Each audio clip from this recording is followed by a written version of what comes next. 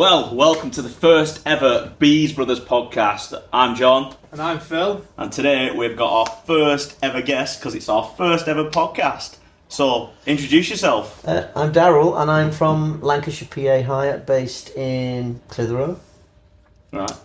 Who are you? What do you do? Well, I am a sound system and event supplier, hirer of speakers, DJ kit, lighting for a party in here, 50, or a party out there for 500 or more. Wow. Daryl's also worked with us on installation in some of our venues as well, which done a fantastic job. From TVs. From TVs, yeah. To sound. Yep. To lighting. Yeah. To problem solving. Yeah. Fixing processor things. issues. Everything. Amp issues. Everything that comes with running an event or a bar or similar. So, what is your motto at the minute with amps? Stop buying cheap.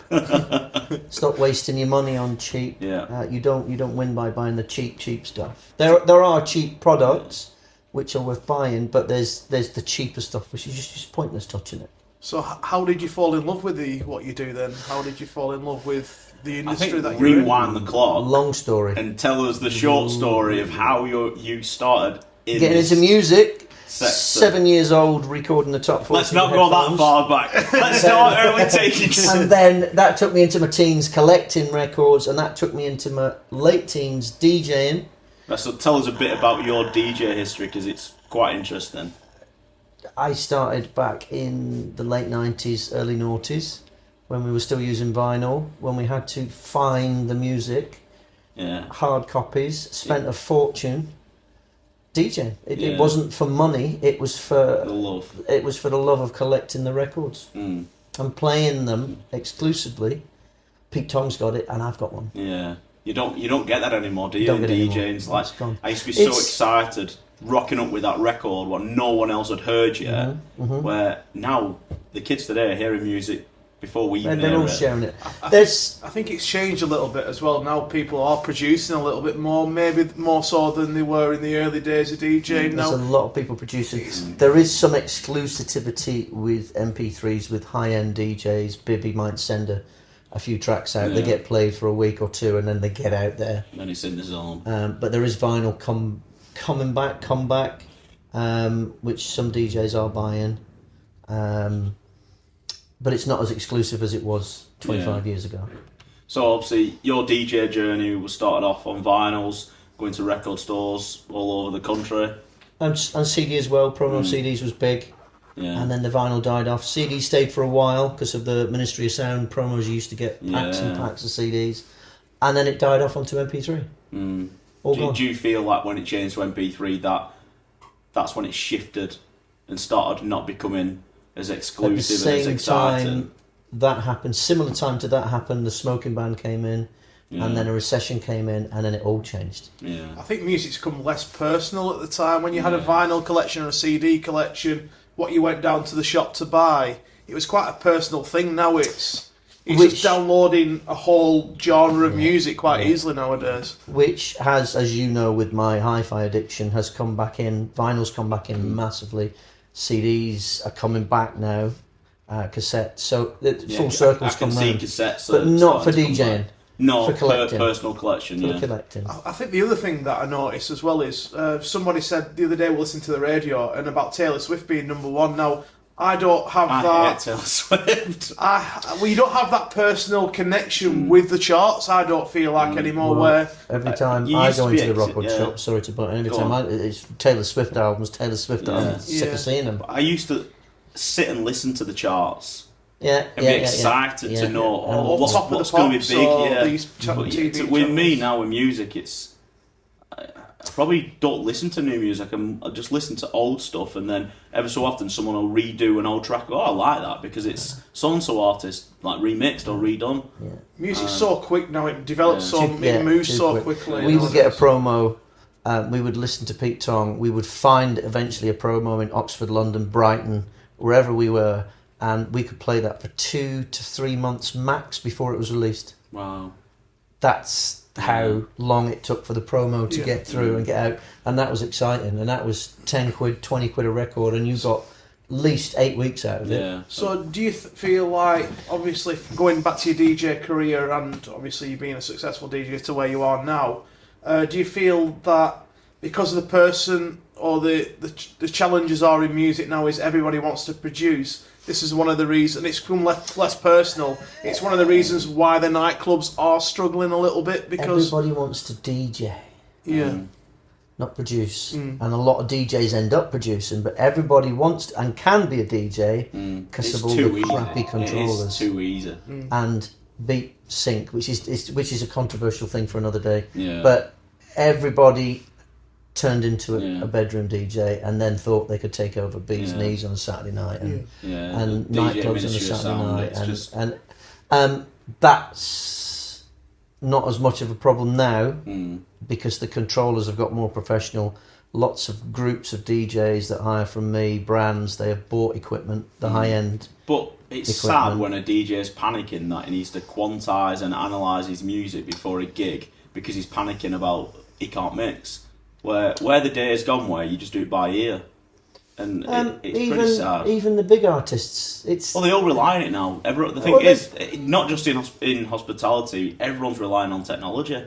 Because there's nowhere else we can go. I think this is why the personal touch towards music and listening to music in depth has gone a little bit. In general, like when you used to go on a night out, for example, to the nightclub, you used to have that one song, it gripped everybody. You know, where you had the hands in the air sort of moment, where I don't feel there's that many of them tunes around nowadays. You still had that, but with Michael Bibby or some of these techno guys, and everybody get the phones out and stand there recording. Yeah, it's sad, isn't it? And that isn't going out. Yeah, the clips in Ibiza, people just stood there with a phone, just filming. No one's enjoying the moment. Like when we went to Ibiza, like it was unreal. Like phones were available then, but it wasn't. And they've paid up to $100,000 for that DJ as well. Yeah. Well, our morning paying €200. Well, as then we found within our industry of obviously employing DJs, it's very difficult to find good DJs out there nowadays. It used to be very difficult to get into the circuit at one stage. Because, and this happened recently with comments on Facebook, everybody's playing the same music. Yeah. And everybody plays the same music because we're all listening to the top 40. So you come into a bar, you two, and you ask for exactly the same records because you've been listening to the same top 40. You can't odds that. Yeah. But if you've got people... I was on Beatport the other day looking for stuff, couldn't find much, to be honest. Everybody buys the top 10. So what do all the tech house DJs do? Play the same tracks in their set. It's all the same, isn't it? So, but that was never any different because Pete Tong's essential tune, we'd all go and get a copy. And we'd all go and play it at the weekend. So how do you become from a circuit DJ to what you're doing now? Because obviously it's still in the same field, but obviously you've completely stepped away from the love of DJing, and now you're literally pure doing sound lighting and AV. But you're passionate about it at the same time. Because in 2006 the smoking ban came in, and after that, 2008 there was a recession, and after that wages dropped. Everything changed in the industry. Management attitude changed. You're not keeping them in.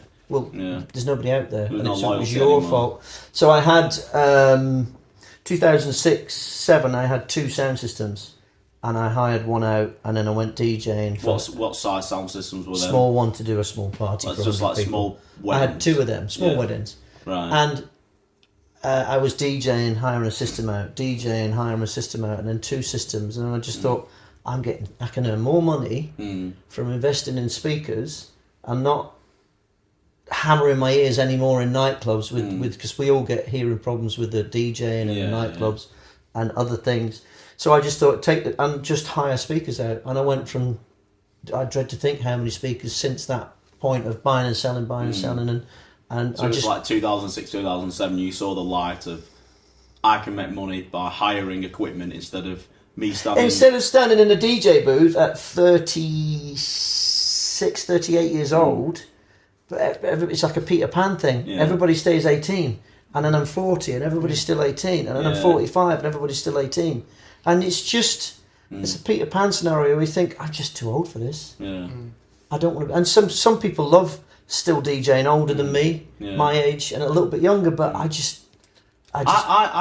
love doing like 1 hour or 2 hours. Half an hour.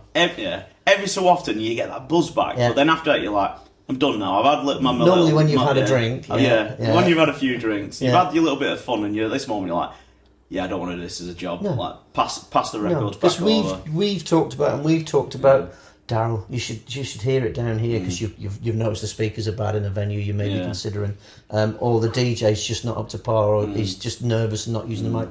It's pointless. I think as well, going down the road as a DJ, is the times and the opening times got later and later and later. And it's when you're opening at one stage, it was 6 o'clock in some nightclubs, or a lot of nightclubs in the UK.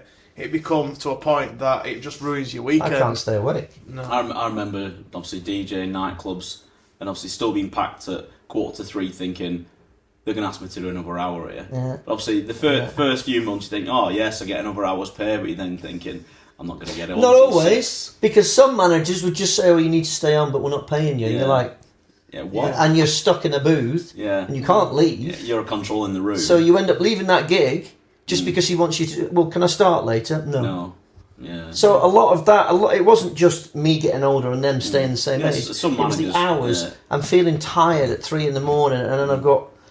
For argument's sake, you two are back going, we need to keep going. We've got 158 people in, and I'm like, I'm knackered, mate. I'm sorry. Yeah. It's just lots of different things. Yeah, trying to drive that extra sale, but obviously you just had enough. Your knees are cut off, but management are different to DJs, are different to doormen, are different to the customers. Which we found now it's shifting the other way back in our business at the moment. That nights are getting earlier, we're getting busier earlier, so. I think life goes round in circles, as we all know. Older clientele? Yeah. Possibly, and I think some of the younger ones now who do go out drinking aren't as reliant on... I think everybody's now a bit more fitness orientated, a bit more gym, the food industry is a big thing. Yeah. Avocado. Yeah. And all that. Eggs, but the food we're eating and the alcohol we're drinking, because look at the situation, was it Thailand where the people died with the methylated spirits they were selling as vodka. It's not happening here, you'd like to think, but it may do one day. But I think it's changing globally, like because obviously when we were going abroad, like 17, 18, and getting absolutely mortaled, it were absolutely petrol spirits. Where when you go away now, it's you get the brands and you're paying a reasonable price. I think them days of people wanting that quad vod for a couple of euros when they're abroad is disappeared or disappearing. I think you're still getting some places, but it's just more natural now to go to a bar and you get the brand and you get a quality drink. I want Grey Goose and Coke. I don't want... I think people are now focused more on drinking quality, eating better foods. And I think going back to the opening hours, we all know ourselves, when you're open and out till 4 a.m, heavily intoxicated, the next day is a write-off. Which we never had. No. We would finish... For argument's sake, we would DJ in Oxford from 7 till 11 when I was down there more so.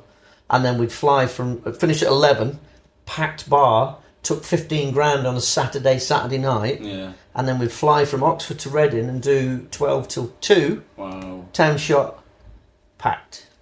Another bar that was doing 10, 15 grand. Yeah. That's 2002. Yeah. And then obviously it plummeted, but it's never come back up. No.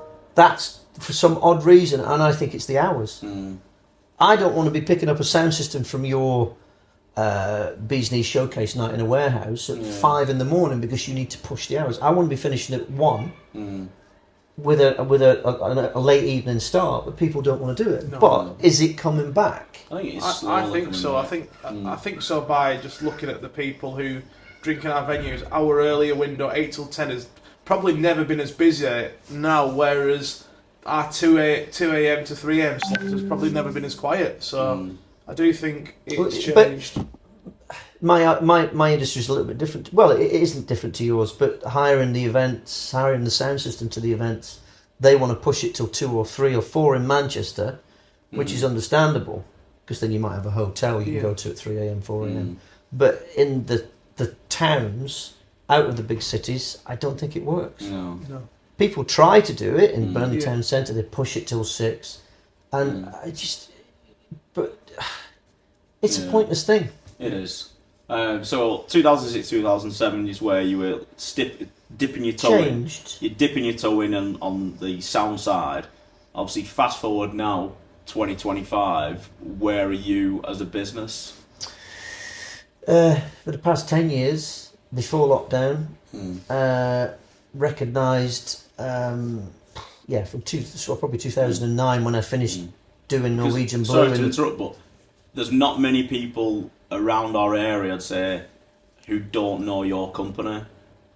I don't see it. People tell me, but obviously pretty good, I don't see it. As soon as you mention a venue, do you know Daryl? I was like, yeah. And for you now, over the last 10 years, I think you've really grown as a business and as a person behind that business. Because of the products I've bought. I think one brand that I bought, the first product 2004, which I came up here with, 2006, I expanded on that brand for a good 14 years. And then I started playing with different brands, installing different brands into your places. Cheaper or reasonably priced brands? Reasonably priced and expensive. But I was buying high-end products to hire out, which had an image-conscious Ibiza-esque to them, which worked for 10 years. They looked incredible, and to be fair... So I spent... You couldn't really get them products anywhere else apart from you. There's guys in Manchester, guys in Liverpool, some in Leeds, but not as much as I had. No. And I just kept spending it, and hiring it, and spending it, and trying to sell you the high-end stuff. Yeah. But we got there occasionally. Yeah. But just to prove that you don't have to spend £100,000 on a sound system. You can spend 20, which is certainly a damn sight better than 5, which some people are still trying to do. I do think when you walk into any bar, whether it's a sports bar or a nightclub or anything, sound is exceptionally important. You notice it straight away. Yeah, there's nothing worse than a crackling sound system when you do walk into a bar. If they're showing sport and you're there for the big game or the World Cup or anything like that. What keeps them in your bar? 2 things. Yes, alcohol and sound. Well, TVs for the sport. TVs is linked in with the sound. You can't have a bar with no TVs and no speakers. No. Because then you'll need food. But then obviously lighting's such a big thing to set the atmosphere. Lighting's last. I always say if you've got 30, 40 grand to spend on TVs and sound, put that into the TVs and sound, get a handful of lights and we'll expand on the lights later. Because people don't, when they're drunk, they don't care about the lights. No. All these screens sometimes, I agree with screens, but there's a limit. You put TVs in. Some venues don't need TVs, it depends on obviously the angle they're going for. Obviously us, it's a core part of our business, sport. Do people watch TVs? For sport, for sport, but when I think it's the fastest growing at the moment, one of the biggest growing reasons people visit the pubs at the moment is live sport, especially live football. It's one of the things that we learned recently at a Diageo conference. That sport is now one of the fastest growing reasons why people visit over music more so now. Well, MTV's just not wound it down; they've reduced a few things anyway, so you can't show as many music videos if they're sort of thinking, right, hang on a minute. Well, we've just actually installed a company called Atmosphere TV. So obviously, come evening, obviously the sports are gone. That's it. So Atmosphere TV is more content driven, like trivia, like Red Bull crazy clips. You would actually sit there and watch it. If you're having a beer and you weren't feeling sociable, you just watch the screen because it's just constant questions, constant funny clips, constant amazing clips. But then every 5 minutes it throws in an advert of what we want to sell in the pub. So you actually engage in the advert. So that's something we've just started to roll out because we see the screens may as well be off at night because no one's watching them. So we just obviously put something on now what's going to drive sales, which obviously is this Atmosphere TV. You've got to get people off their phones. Yeah, 100%. You've got to get people talking to each other. Yeah. But, going back to phones, you need a phone to pay. I agree, but you don't need to sit on it. Like, he don't take his wallet out. I lose it. No, I don't carry that. I don't carry it. He's not wearing a smartwatch. How's he going to pay for his drink? Phone. Yeah, I agree with that. Tap. I assume there'll be a chip in there. Yeah. Well, you can get rings. Can you really? You can get rings. Yeah. And just literally tap. So we need that until they get stolen. Or you lose them. No one nicks phones anymore. I think going back to your business, one of the big changes I've noticed with yourself is now not just coming away from the hiring out sound, but you do a lot of repairs now.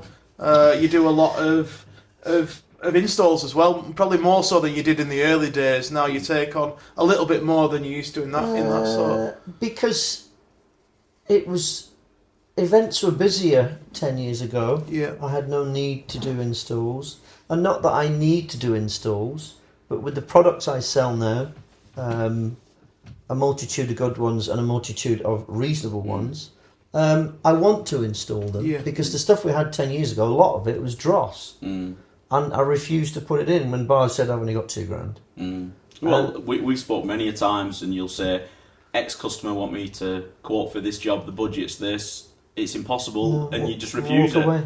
Because you don't want to put your name to it. I don't want the call outs. And it's pointless, and it's just, I get it, people have a budget to work to, but... Which is always last. Last on the blimmin' list. To be fair, we probably realise how important sound and lighting is over the last 5 years, and we were just thought, we'll just sort it out last, and all of a sudden you've got a 20 grand AV bill. It's just like, you need to cooperate into your refits because it's such a core element to the business now. Especially if you're a sports-led business like we are as Self, and an entertainment-led business. But I think for us as well, it's become a little bit easier as our cash flow's grown, our business has got bigger, that you're not looking for them little wins, which them little wins can become bigger problems later down the line. But I've always said to you two as well, how many speakers do we need? 12. What can you afford? Well, I can afford 10. So let's see if we can get 12. I said, well, let's get 14 and have 2 on the shelf. Yeah. Which you do and you don't do. And a lot of companies don't do. Yeah. Because if that supply runs out of stock, and we've blown 2 speakers in 6 months' time, I think this happened. And I had to get them repaired with Roy. We couldn't get new products to replace the new products for Workington. Yeah. I said, if we would have had these on the shelf in your shelf, I can fly in. You know, but I know it's cost. Yeah. But I think sometimes if you plan ahead, for us, it's dead stock. It's like buying vodka to think there's going to be no vodka. Yeah, shortage of vodka. Yeah, you know. well, and it's just, you take that gamble, don't you? Because you can't have thousands of pounds just sat in a unit doing nothing. When obviously you need to circulate that cash. It'll get used eventually. That's my attitude. But that's eventually. It will get used eventually. So just going back to have you taken now? Do you feel really passionate about the installs now? Because I spoke to you previously, and you wasn't massively passionate about the technology wasn't good. How your business was going to move forward into the installs, but it feels recently that's changed a little bit. Are we allowed to mention brands? Yeah. So I like slating people. I wouldn't slate them. Working with Void Acoustics for 14 years, I got to a point where a lot of the staff changed. That changed. And I moved forward from that point, which was 4 years ago. I sold all the Void Acoustics. I moved into HK, which is German, very good quality. I moved into Acoustics, which is Macedonian. I just want to explain what Void is.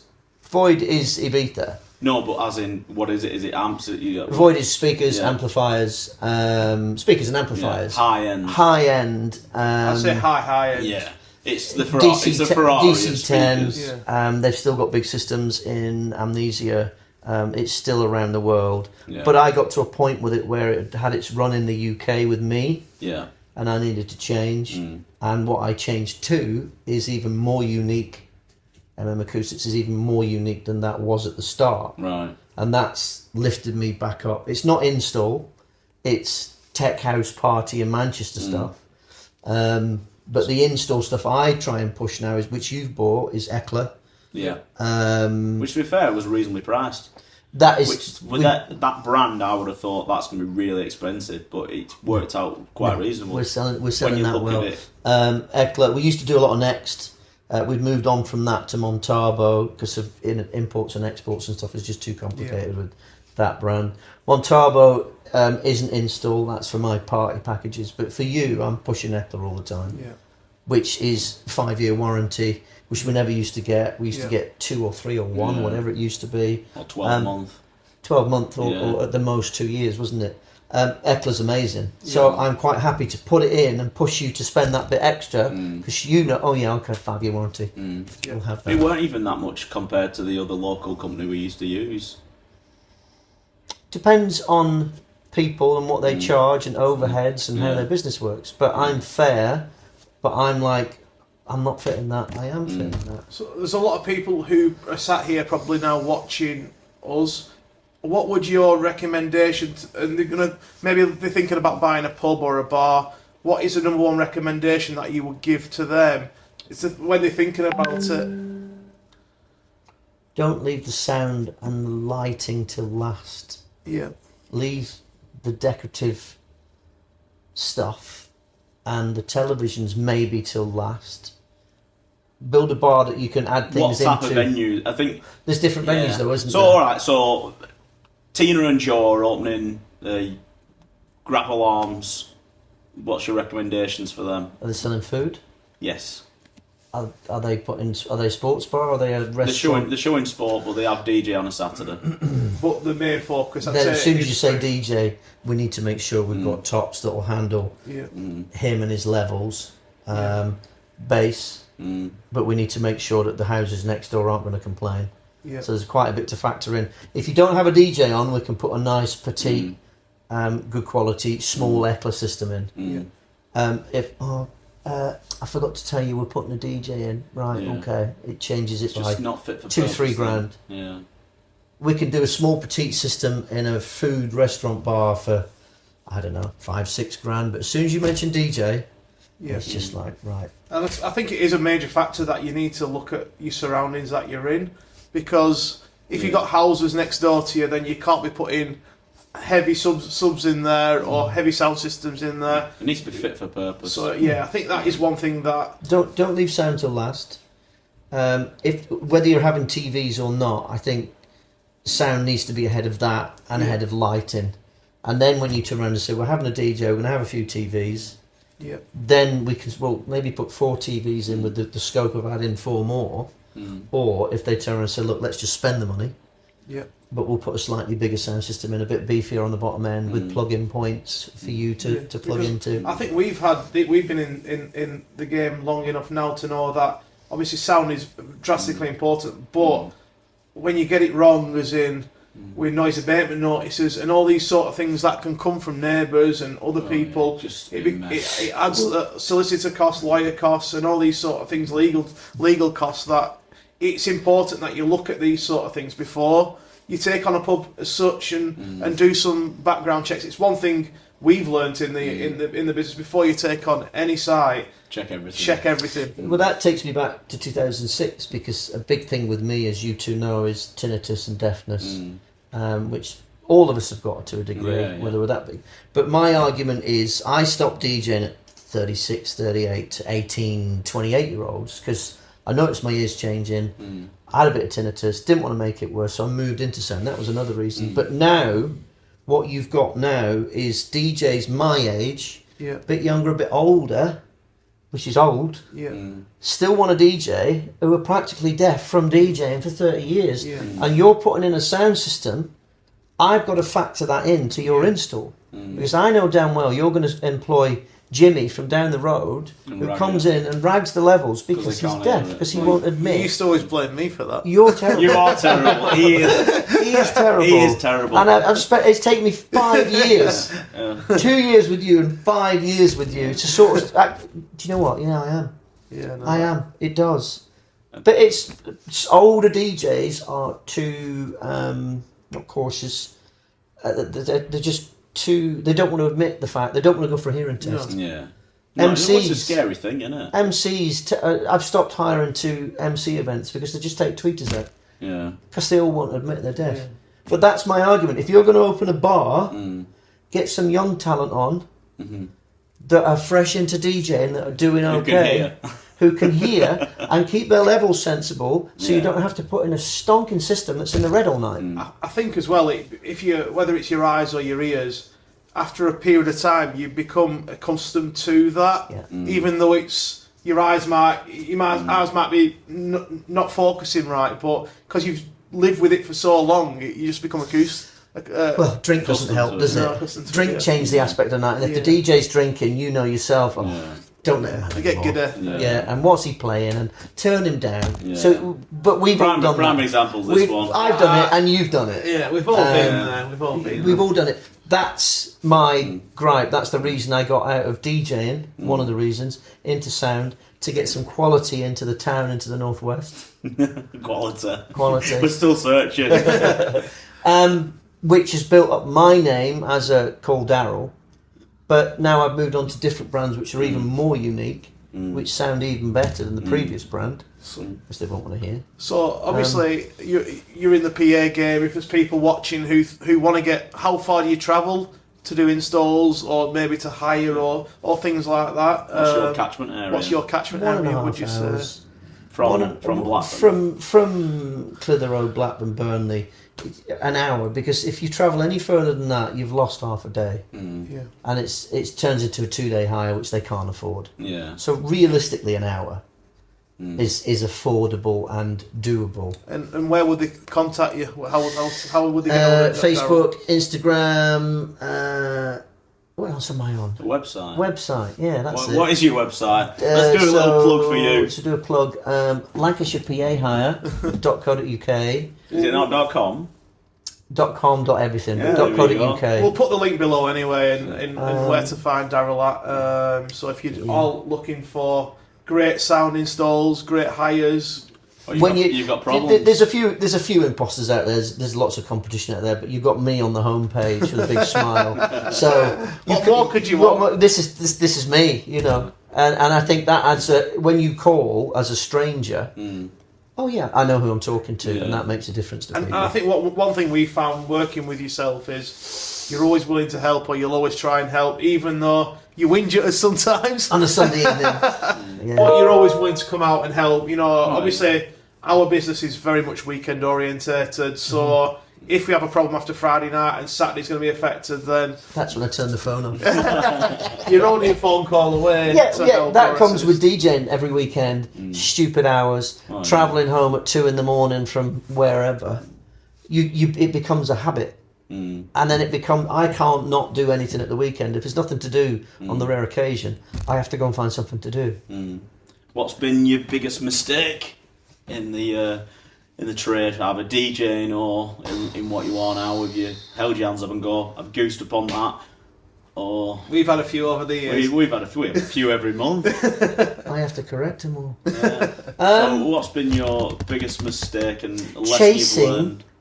Because it happened in 2016, I started to chase the big festivals. Right. And I did Witten Park. Okay. For 3 years. Okay. And then I walked away. Right. Because I just wasn't making money. Right. You'd spend a week prepping and building, right, even though you only charged for a day, staff costs, good money, but by the time I'd paid him to help me prep and paid him to help me de-prep and tidy up, I've made the same as putting out 3 party packs. So just pointless. It was pointless. I chased the big stuff, which UK events do, and I can't think of any other names. There's some big companies in Manchester. I was chasing that, thinking I could get there. Not on my own. You saw the dollar signs, but then when you break it down... No. I saw the sound system getting bigger, and I was doing 2,000 people with the biggest void system. Yeah. Was doing under 18s, over 18s, big events. But by the time I broke the money down, it's not worth it. I think, especially because you're so passionate in the sound game, sometimes your passion can override the financial game, which is we're all there to do. We're all there to work to earn money, and sometimes, like we've done it in the past, you can be over passionate about something where you want to be showcasing your sound system, for example, potentially maybe, or because you're earning more money every year, and the accountant says you've done better this year, so you think, right, I'll spend a bit more rather than paying the tax man, so I'll put that into stock, and then you're getting more stock, and then you think, oh, sugar, I need a bigger unit. Yeah. But I'm doing it again because with the stuff, which is the end of this, it'll be in January, it'll be year 3 with the Macedonian stuff. Yeah. Which is all over the website and Facebook. I've now got 12 subs and 4 tops, so I can do 2,000 people. Is that where you're going next week? I'm going next week to Macedonia. But I want 12 subs and 4 tops and the other 2 so that I can break it down to 2 systems of one brand to do a 2-room event. So rather than chase the big 2,000, I can do them again, but I want to chase the main room of 800 and the second room of 600, give them a package price with 2 vans and 3 crew, which is going to be better money, than chasing a festival in a field with worrying about how you're going to get power and mess. What proportion of your work now is installs to it is to private hire towards parties and festivals? 20% installs, 80% hire. Right, so you're still pretty hire based. I don't want big installs. Yeah. I don't want the big stuff. Like the corporate stuff. Yes and no. If it's a 4-room venue with multi this, multi that, and a colleague of mine, Andy, will do it with Eckler. Eckler touch panels, amplifiers, speakers. But if there's a big job comes on, I don't want it. What's the reason you don't want it? Lots of reasons. The age I'm at, the call outs, the team you need, the everything that's involved with looking after that venue. There's contacts in Manchester that do all that, and they've got a crew for that, lead them to it. Yeah. So I don't want to interfere with that. So you'd prefer, I think, how your outlook is to be smaller but more personal niche. as a business, so more personal touch to the customers that you do get, but not where you've got 30 people working for you as such. Don't want that. Not now. If it was 20 years younger, it maybe be different. Yeah. But I've got to a point where I'm comfortable. Like Marion in Macedonia that builds he wants to stay niche. He wants to keep his brand. Yeah. It's around the world, but I'm the only one in the UK with it. Wow. And that's what I want to keep, is that You nicheness. need to scream about that then. I talk about it all the time on Facebook. I didn't realise you were the only one. So it's that brand is huge around the world, but it's not huge. It's still niche. There's loads of it in Australia, Germany, Mexico. So is no one in the UK jumping on the back of that yet? No. But why? Because nobody else thinks outside the box. Nobody else that I can see around here takes risks. Is that because companies aren't investing in stock as early as you? So I'm glad you picked that up. Are they thinking this box will last 10 years, where you're thinking I want 3 years out of it? You do this. Yeah. He does it more than you. Yeah. Oh, if we refurb them. We had this dispute with Burnley, and I just said, Phil, I'm not answering the phone to him. I just leave it. I'll leave you to have your. A classic car will only be new for 10 years. After 10 years or less, you need to rebuild it. Yeah. A classic speaker, there's stresses on the box, there's stresses on the driver. There comes a time where you have to just scrap them. And there's so many companies around here that are riding on 10, 20-year-old stock that's tired. And how does a manufacturer make money if people like me won't go to Macedonia, meet the guy and spend 30, 40, 50 grand with him, which I have, and more next year, because I want to be unique and different. So I push Eckler onto you two guys, and there's other installs in Burnley and repairs I've done in Burnley for other bars. I've put Eckler in. Not you because put Eckler in that new food hall, didn't you? Food hall, he went for the sort of the fancy flamboyant tops and stuff. But there's so much old stuff out there. How does a company make money that are investing in was it R&D, isn't it? Research and development. How are they going to sell boxes if everybody is buying stuff out of a disused nightclub or when it's already 20 and years you do old. it, you send me pictures of I've got this bar and it's got 2 speakers in, put it on the bonfire. It's just you can't keep a car going for 100 years unless you rebuild it 6 times. So you may as well buy a new. You might as well just buy a new one. Fair enough. Random one. How did you meet Phil? I don't know if it's a good story about. I can't remember. I think actually I do remember. It was GAY Manchester. It was one Thursday night we went out. No, because I met him before you. Yeah, no, but we were one Thursday night we went out in Burnley. That's the first time I met you. I met you in that bar at 17. It was a Thursday when night. I moved up here. 2006, when I moved back to Burnley. I'm sure it was just when you got back from Cavos. When you DJ'd over there. I can't remember how you two met. I remember how we met. Because Sidari, sorry, no, it was Sidari. Yeah, I'm sure. Through you? You are? Yeah. It would have been through me. It was on a night. It was in a night out in Burnley Town Centre after you just got back from Sidara. Yeah. I'm pretty sure that were they. A long time ago. It was a long time ago. Can't remember. Remember you asking me where the toilets are. With a big neon sign. Big sign over there, mate, on the microphone. Well, did you go out to Sidari to meet John? No, in with the stupid trees in it. In Burnley. The one... Oh, Paradise Island. Oh, my goodness, yeah. And there's just him up there. And I went up there and like, oh, my God. And that was it. That's when I moved back, late 2006. But I was DJing at that point. I had the 2 sound systems, and you were in Swindon at the time, weren't you? I was going down to Liquid Swindon, DJing down there, because I was still turning it all round. But I turned it round in a year and ended up in Norwegian Blue in the Printworks for 3-4 years. Because I'm that good. It was a good sign. But it takes a while to turn things round. It took a while to turn your attitude round. It took a while to sort of get those people buying better products. I think that's one of the big things that I say to all our managers now, that I think everybody looks for that light switch moment in things just changing overnight, and it's just small little layers over time. You have to create build something up, You have to create something new, which you two have done, and there's other people that have copied you, and you've maybe taken things from other people, but if you want to create some hype, do something different, and I've done that since 2006, especially with the Void Acoustics, and now more so with the MM.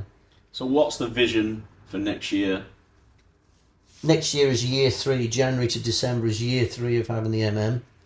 I've got 2 systems now, big and medium, 1000 and 600. The plan is to shift some more of the German HK, and get a bit more MM, because I want to invest another 10 with him next year at least. And just keep that flag flying. Just keep driving it. Keep that uniqueness going for me. Keep working on the website, keep working on blimmin' Instagram, Facebook, TikTok. It's hard. It's getting tiring, man. And that's it. Instagram, TikTok, less now, and Facebook. You have to. Yeah, but it's hard work. There's so many different avenues of social media now that it's too many platforms. It's too many. It's very intimidating to manage it all, because it's sort of, they've all got different ways of formatting. You know how you take camera footage, or because I could say that the same as 2002, 1999. We had Mixmag. We all bought Mixmag. That was it. Yeah. For the top 40, and then I go to Oxford, Reading, London, Brighton, wherever else to find the vinyl, because there was a multitude of record shops. Everybody was selling vinyl. Them days were fun, weren't they? Them days. But what I'm saying is, we had it, but now you've got too many social media. We had too many record shops, because you had to travel to find one sheet of vinyl. So it's similar, but it's worse now. Yeah, 100%. And it's hard work keeping up, especially me when I'm flat out from now right through till end of November with switch-ons. Yeah, which is good. But when the heck do I sit there and doing all this crap? I think we're in a world with information overload at the moment, where sometimes I think this is the hardest part of just keeping things simple nowadays. And it's like you speak about yourself now, with not going for massive contracts, just keeping it simple and do what you know, what earns you money. And if you do an install for 60 grand and there's 15 grand profit in it, you get 15 grand's worth of problems and call outs. Yeah. If it's a 5 grand install and there's 1.5 in it, I get so much less problems from it. And that's all I want. Yeah. And I want to stand out with the brands I've got, and that is it. Yeah. But I seem to be getting back into DJing a little bit. Good job. Just a bit. No, not all night. I can do half an hour to an hour. DJ on Friday. I know, I like that. Can I book you? Oh, we'll do a turn soon. Yeah. We'll do a turn. I don't, as I said, I don't mind doing the hour, but then after that, it's just... The interesting thing as well, before, I don't know how much we've got left to talk about, but the interesting thing now is 2006, when I walked into that bar and he was DJing in... What was it called? Paradise Island. No, that one with Calamity James. That's it. Calamity James, in Birmingham. The music you were playing then and I was playing in 2002 to 6 to 7. It's still playable now. It's now all being regurgitated, and it is so boring. But it's not for the 18-year-olds. But to be fair, I was in the Printworks on Saturday and they were playing that exact music and I weren't enjoying it. No. And I'm just like, it's just too much. And that's why I stopped DJing, because you're 40. You're 40. I'm not. Well, I'm 38. Not far off. I'm 35. Well, you're heading towards your 40s. I'm 35. I'm heading towards 30 again. You don't want to DJ anymore. No. Because it's the same regurgitated stuff from 20 years ago, and the crowd are 18. Now, you want the youngsters in drinking, but and then you've got a 45, 50-year-old DJ regurgitating all that stuff from 25 years ago who's deaf. Yeah. No. What? It's great, isn't it? So, and that's all. That's not. I'm not pinpointing people there. That is all DJs of my age, 34, 44, 54. Some of them are still doing it at 60, 65. No names mentioned. It's how they earn a living. Because but the thing, and that's an interesting point. Yeah. They always have something to fall back on. Yeah. And the sound system. If you didn't go in the direction you would have done, would you have carried on just DJing and done something else No, on the I would have side? found something else. So Always have something to fall back on, and the sound systems allow me to step away from the DJing. But if I really wanted to, I'll go out and take a gig for a Friday night, and I'll fall back onto that now. But I don't want to do it all the time. But it's something that I suppose that you're doing is you still, like, you obviously love DJing previously, you still like it in small doses now, but you're still in the industry, you still get to speak to people in the industry. Yeah, and you're still, you're still part of that family or that community that we're all in at the moment. That's just reminded me, Paul, he won't mind me saying, but Paul in not the Coal Yard in his BB11, we were having, that was good. I really enjoyed that, and he came over one night and said, "Darren, why are you playing this?" What were you playing? I can't remember, but I just said, "Paul, look." I said, just go and run the bar, and I'll always remember that. What do people? Why are you playing this? No, it was just, I remember he told me, I don't like that song. Yeah. I said, I'm not here for you. Yeah. I'm here for them. Yeah. 100%. He said, fair point. And sometimes that's what managers do. Yeah. Like, I'm not here. It's working. It's working. Just leave me alone and get me another drink. Sometimes something really random will pop in your head, and you will just drop it. And it works. If it doesn't work, what do we do?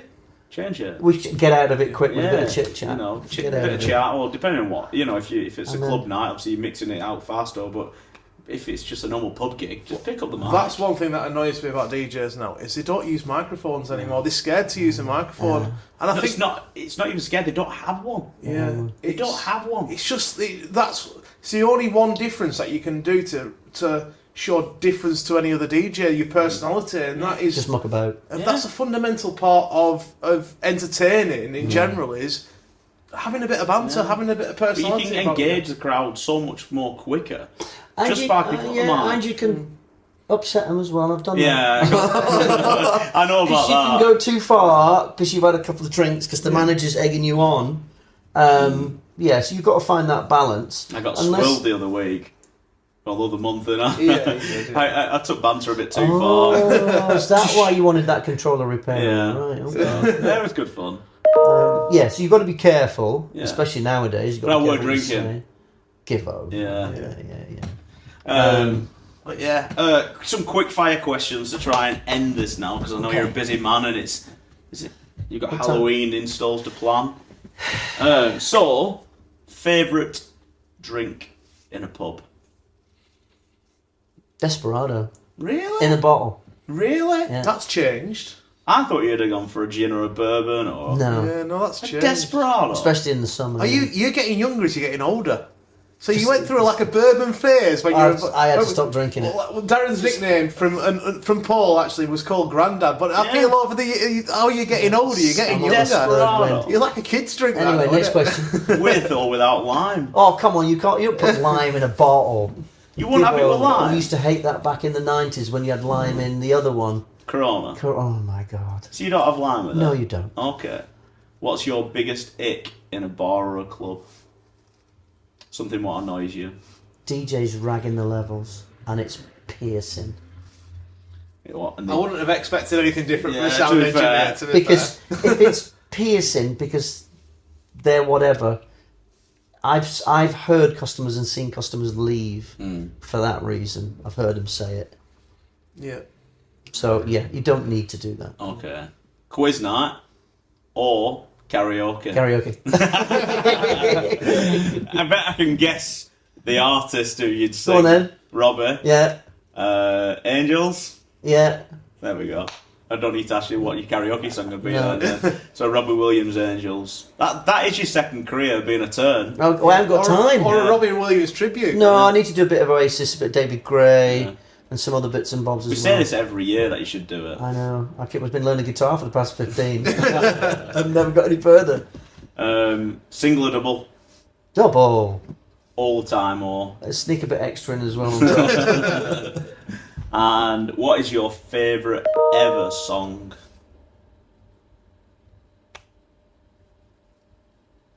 One last song before you die, that's all you could pick. You could hear your last song before you dead. Sometimes It Snows in April, Prince.